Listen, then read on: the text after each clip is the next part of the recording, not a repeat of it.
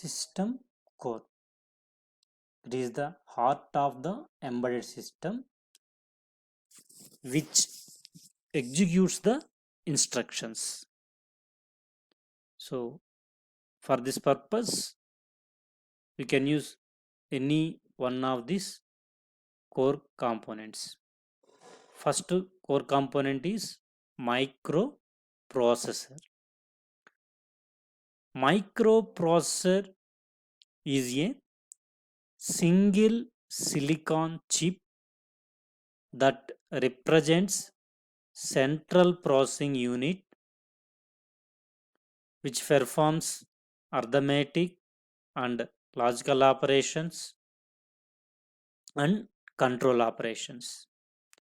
Microprocessor contains registers for storing the information temporarily.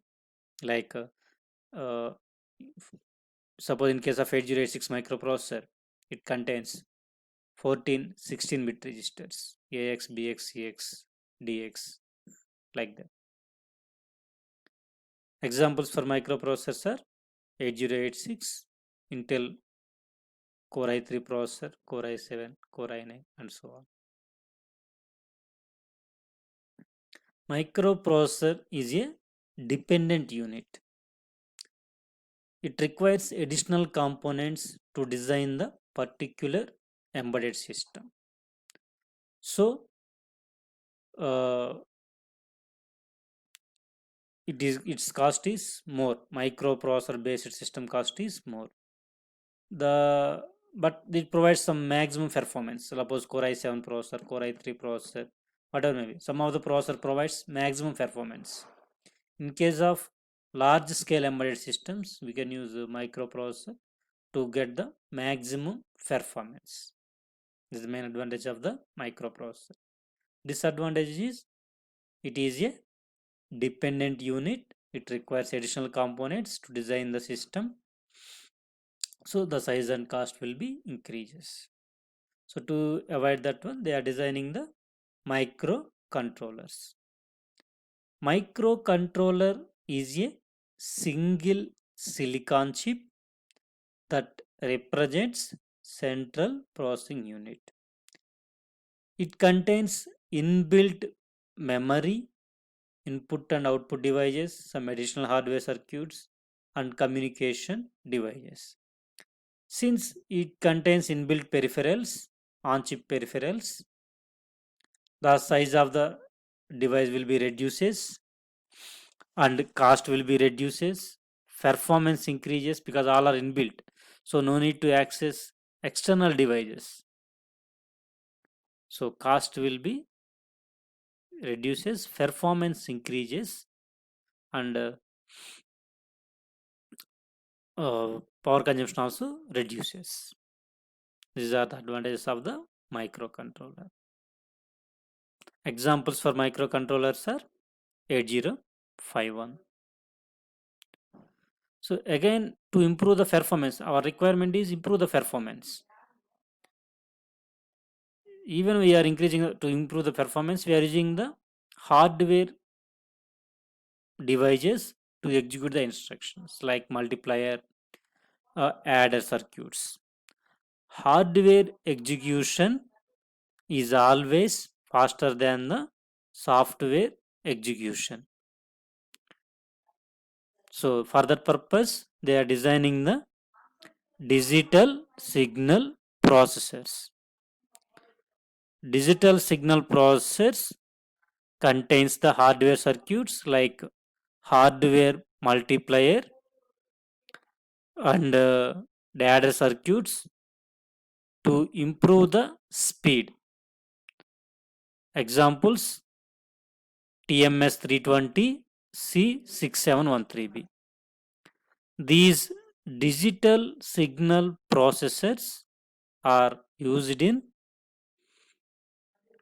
image and video processing applications. Next, application specific integrated circuits.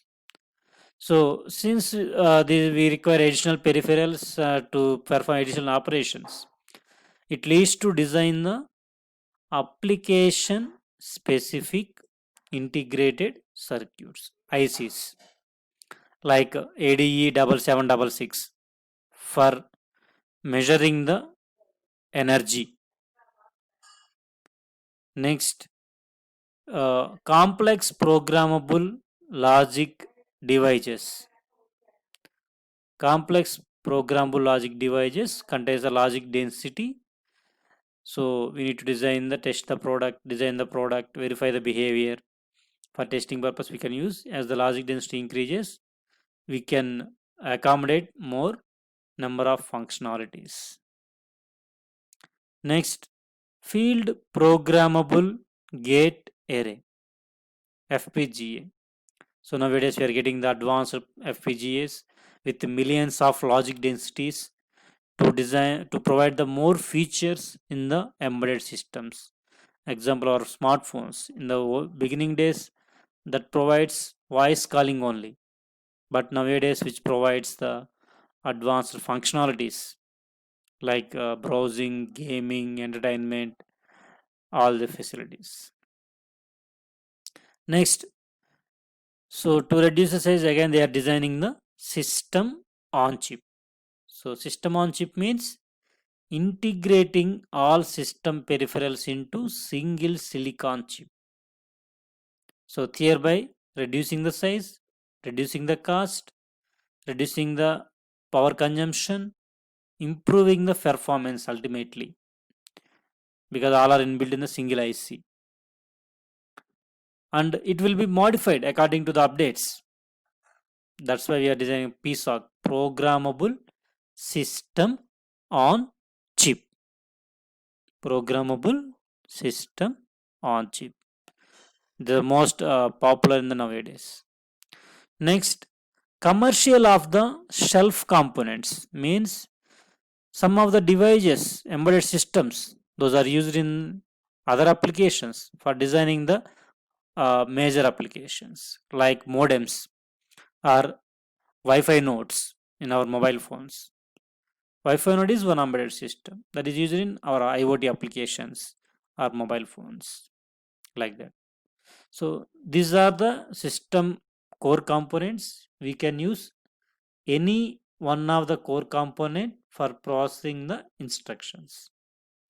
Microprocessor is a single silicon chip